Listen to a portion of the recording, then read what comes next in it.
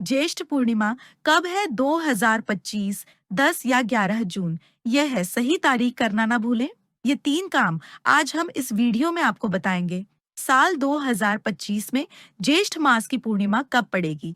पूजा का शुभ मुहूर्त, स्नान दान का सही समय, पूजा विधि और इस दिन किए जाने वाले खास कार्यों के बारे में। दोस्तों, हिंदू धर्म में हर महीने की आखिरी तिथि यानी पूर्णिमा का विशेष महत्व माना गया है। पूर्णिमा तिथि पर पवित्र नदी में स्नान और दान करना अत्यंत शुभ माना गया है। मान्यता है कि इस दिन भगवान विष्णु व मां लक्ष्मी की पूजा करने से जीवन में सुख समृद्धि का आगमन होता है। ज्येष्ठ माह की पूर्णिमा को वट पूर्णिमा भी कहा जाता है। इस दिन कई जगहों पर सुहागन स्त्रियां पति की लंबी की कामना से वट पूर्णिमा का व्रत और वट वृक्ष की पूजा करती है। जाने ज्येष्ठ पूर्णिमा कब है, महत्व व स्नान दान का मुहूर्त। ज्येष्ठ पूर्णिमा शुभ मुहूर्त 2025 साल 2025 में वट पूर्णिमा या ज्येष्ठ पूर्णिमा का व्रत 10 जून मंगलवार को रखा जाएगा। पूर्णिमा तिथि प्रारंभ होगी 10 जून प्रातःकाल 11:35 पर पूर्णिमा तिथि समाप्त होगी।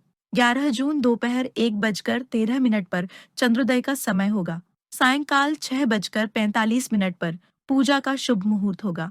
प्रातःकाल 11:15 से दोपहर 12:49 पर स्नान दान का समय होगा। प्रातःकाल 4:02 से प्रातःकाल 4:42। ज्येष्ठ पूर्णिमा विधि पूर्णिमा के दिन प्रातः स्नान कर स्वच्छ वस्त्र धारण करें और फिर माता लक्ष्मी को हल्दी का तिलक, धूप दीप अर्पित करें। भगवान विष्णु को चंदन का तिलक कर नैवेद्य अर्पित करें। इसके बाद सत्यनारायण व्रत कथा सुननी चाहिए। माँ लक्ष्मी और भगवान विष्णु जी के मंत्रों का जाप कर आरती करें। रात्रि में चंद्रमा को अर्घ देकर व्रत संपन्न करें। इस दिन वट पूर्णिमा व्रत भी किया जाएगा। ऐसे में वट वृक्ष की पूजा कर परिक्रमा करें। ज्येष्ठ पूर्णिमा के दिन व्रत रखकर भगवान विष्णु, माँ लक्ष्मी और वट वृक्ष की पूजा करनी चाहिए। ज्येष्ठ पूर्णिमा पर पूजा, स्नान दान और बरगद के पेड़ की पूजा, पीपल के पेड़ पर जल चढ़ाना और चंद्रदेव को अर्घ देना शुभ माना जाता है। ज्येष्ठ पूर्णिमा वाले दिन जरूरतमंद को सामर्थ्य अनुसार दान करना चाहिए। ज्येष्ठ पूर्णिमा के दिन निश्चित काल में माँ लक्ष्मी की पूजा करना शुभ होता है। इस दिन भगवान विष्णु जी को तुलसी ढालकर भोग अर्पित करना चाहिए। ज्येष्ठ पूर्णिमा का महत्व। ज्येष्ठ पूर्णिमा के दिन व्रत रखकर चंद्रमा की पूजा करने से कुंडली में चंद्र दोष दूर होता है। कुंडली में अगर चंद्र खराब स्थिति में हो या उसकी दशा चल रही हो तो उसके प्रभाव में भी कमी आती है। इस दिन श्रद्धा और सामर्थ्य के अनुसार अन्न, वस्त्र और धन का दान करना भी बेहद शुभ माना जाता है। धार्मिक मान्यता है कि भगवान विष्णु और माता लक्ष्मी की पूजा करने से जीवन के दुख दूर होते हैं और सुख समृद्धि का वास होता है। इस दिन गंगा नदी में स्नान करना भी बहुत शुभ माना जाता है। साथ ही यह दिन धार्मिक और आध्यात्मिक अनुष्ठानों के लिए भी बहुत महत्वपूर्ण है। ये व्रत विवाहित महिलाओं के लिए रखता है। खास महत्व ज्येष्ठ पूर्णिमा का उपवासी व्रत विवाहित महिलाओं के लिए खास महत्व रखता है, क्योंकि इसे करने से उन्हें अच्छे भाग्य और वैवाहिक सुख की प्राप्ति होती है।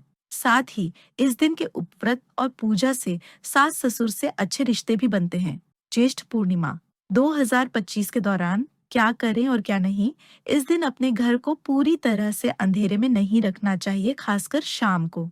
ऐसा माना जाता है कि इस दिन देवी लक्ष्मी भक्तों को आशीर्वाद देने के लिए आती है और वह अंधेरे में नहीं रहती।